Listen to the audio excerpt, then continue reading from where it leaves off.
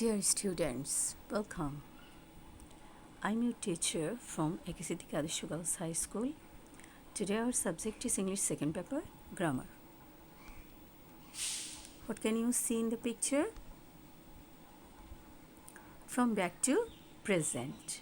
That means you have already understood these are seeds and it's a plant. What is the next? It's a tree, a big tree. That means it's future. So our today's lesson is future tense. Learning outcomes. Identify the definition of future tense. তোমরা future tense সম্পর্কে বলতে পারবে, future tense এর ফর্মগুলো identify করতে পারবে, structure বলতে পারবে, future tense গঠন করতে পারবে এবং ট্রান্সফর্ম করতে পারবে। Follow. It will be a big tree. It will be growing soon. It will have given food in time. It will have been producing food for a long time. এখানে চারটা sentence দেয়া আছে এই ছোট্ট চারাগাছটির বৈশিষ্ট্য সম্পর্কে এবং সব সেন্টেন্সে একটা কমন জিনিস তোমরা দেখতে পাচ্ছ। দেখো, প্রত্যেক সেন্টেন্সে একটা উইল দেওয়া আছে। What is focused by will? Future tense. The time of verb indicating future is called future tense. There are 4 forms of future tense. You know, future indefinite, continuous, perfect, and perfect continuous tense.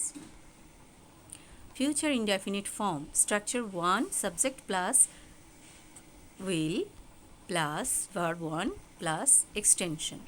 Structure 2, subject plus will be plus extension. Okay. Next, activities. Rearrange the jumbled words to make future indefinite tense. তাহলে তোমরা structure পেয়েছো, future indefinite tense কি বলতে পেরেছো।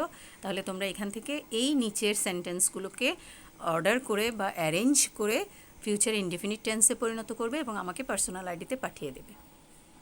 Future continuous form, structure 1, subject plus will be plus verb 4 plus extension.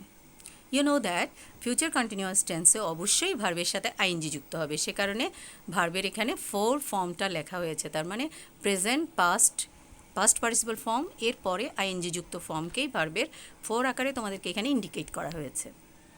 অ্যাক্টিভিটিসগুলো দেখো, এইগুলো rearrange করবে এবং ফিউচার কন্টিনিউয়াস টেন্সে পরিণত করে আমার পার্সোনাল আইডিতে পাঠাবে। তাহলে স্ট্রাকচার দেখে দেখে করবে, তারপর তোমরা নিজে নিজে করবার জন্য প্র্যাকটিস করবে।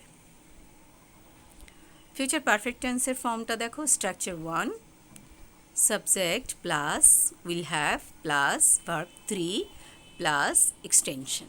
তাহলে এখানে দেখো ভার্বের অবশ্যই পাস্ট পার্টিসিপল ফর্ম বসবে, যেহেতু এখানে উইল হ্যাভ লেখা আছে।